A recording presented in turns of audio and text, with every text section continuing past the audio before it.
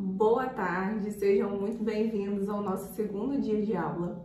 E hoje nós vamos falar sobre contratos de prestação de serviços e sobre a ficha de anamnese.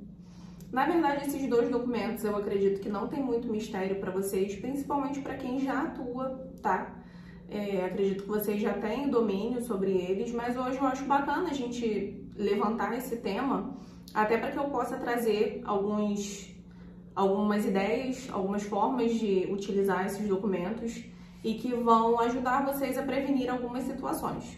Então, vamos lá. O contrato de prestação de serviços nada mais é do que o documento que vai ditar as regras do jogo. Ou seja, ele vai dizer para o paciente o que vai acontecer em caso de falta, o que vai acontecer caso ele precise remarcar uma consulta por um motivo qualquer, de que forma pode ser feito cancelamento, se cancelamento é permitido por você ou não, o prazo que ele tem para isso, tudo isso vai estar descrito no contrato de prestação de serviços, além do valor do procedimento, da forma de pagamento. É bom que você coloque também no contrato de prestação de serviços os contatos da clínica para que o paciente saiba onde ele pode procurar você, caso ele tenha algum imprevisto, caso ele tenha algum problema, caso ele queira tirar alguma dúvida.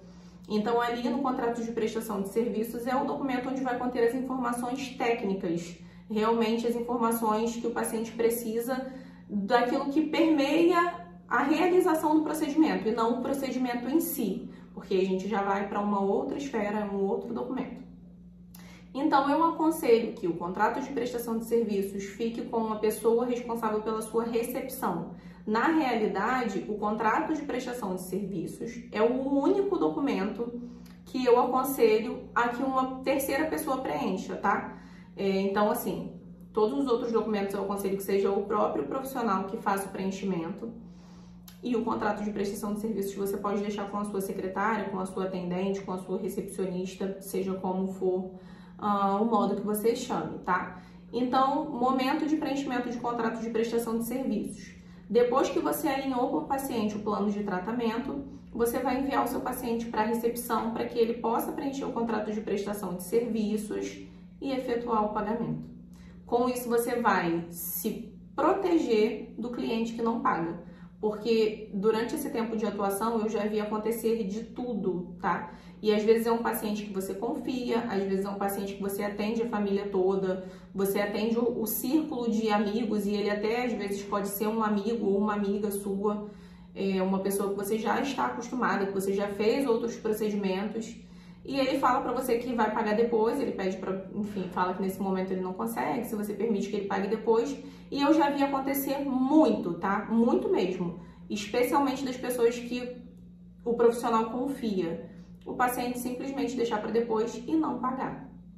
Então eu te aconselho a usar esse documento como uma forma de receber esse valor no momento prévio à realização do procedimento. Então, você vai encaminhar o seu paciente para a recepção para que ele possa ler o contrato de prestação de serviços, dar o aceite e efetuar o pagamento.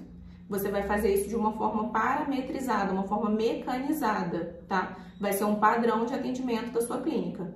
Enviou o paciente para a recepção, efetuou o pagamento e só com a efetiva comprovação desse pagamento, esse paciente vai ser direcionado à sala de procedimento para realizar aquilo que ele contratou com você. Perfeito? O contrato de prestação de serviços é principalmente para isso. Outra coisa primordial que o contrato de prestação de serviços vai te proteger: paciente que desiste. E acontece demais, especialmente se você é um profissional que trabalha com muita promoção, com muita divulgação de procedimento em promoção, de ação promocional, dia do Botox, dia de laser labial, dia do preenchimento, ação do bioestimulador, enfim, dia do Ultraform. Então, se você tem esse costume de trabalhar com muitas ações promocionais, uma resposta que a gente tem demais de ação promocional é paciente que fecha na força da emoção, por conta do preço, por conta do valor, das condições de parcelamento, e depois, quando ele pensa melhor, ele desiste. Então, para que você consiga diminuir essa questão de desistência, tá? De arrependimento, é ideal que você cobre um sinal, e esse sinal vai estar descrito, talvez, né? Se for contratado de forma online, você vai deixar numa mensagem do WhatsApp um aviso de que você cobra o sinal para agendar o procedimento. Você vai deixar esse aviso que você cobra o sinal para agendar o procedimento e que no dia da consulta, no dia agendado para o procedimento, esse paciente vai preencher o contrato de prestação de serviços. E lá no seu contrato é bom que tenha uma cláusula dizendo sobre desistência, sobre arrependimento, que não é possível que aconteça, a não ser o arrependimento de 7 dias, que é garantido ao consumidor pelo Código de Defesa do Consumidor. Esse não tem como a gente rebater, não tem jeito, ele existe, ele é garantido por lei. Então, como hoje o que rege as relações de consumo também na área da estética avançada é o Código de Defesa do Consumidor, a gente se submete a essa lei. Então, a gente precisa respeitar esse prazo de 7 dias para compras feitas de forma online, ou seja, se o seu potencial cliente te procurou através do WhatsApp e fechou esse procedimento com você no WhatsApp, no Instagram, seja em qual meio digital foi, ele tem esse direito de arrependimento garantido pela lei de 7 dias, tá? Ainda que você tenha cobrado sinal, você vai precisar devolver esse valor. Então, sobre contratos de prestação de serviços, em suma, eram esses 2 pontos que eu queria destacar com vocês. Acredito que eu falei principalmente a finalidade do contrato de prestação de serviços, tá? Eu também vou disponibilizar esse documento para vocês ao final das nossas 4 semanas de aula. E eu queria dar uma passada sobre ficha de anamnese. Na verdade, a ficha de anamnese vocês já sabem muito bem como utilizar, vocês que já se formaram na graduação, muitos já estão fazendo pós, outros já estão atuando. Então, vocês têm essa familiaridade com a anamnese em si, que é a investigação clínica sobre os hábitos de vida do paciente, se ele tem uma boa rotina de alimentação, se ele pratica exercícios físicos, se ele é uma pessoa sedentária ou não, se ele tem uma boa cicatrização. Mas vocês também podem utilizar a anamnese, e pouca gente sabe disso, tá? Vocês podem utilizar a anamnese para controle de expectativa. E como você vai fazer isso, tá? Você vai colocar perguntas na anamnese do tipo: você quer se parecer com algum famoso?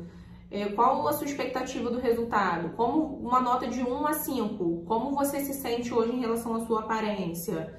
E aí você pode até questionar depois do procedimento realizado.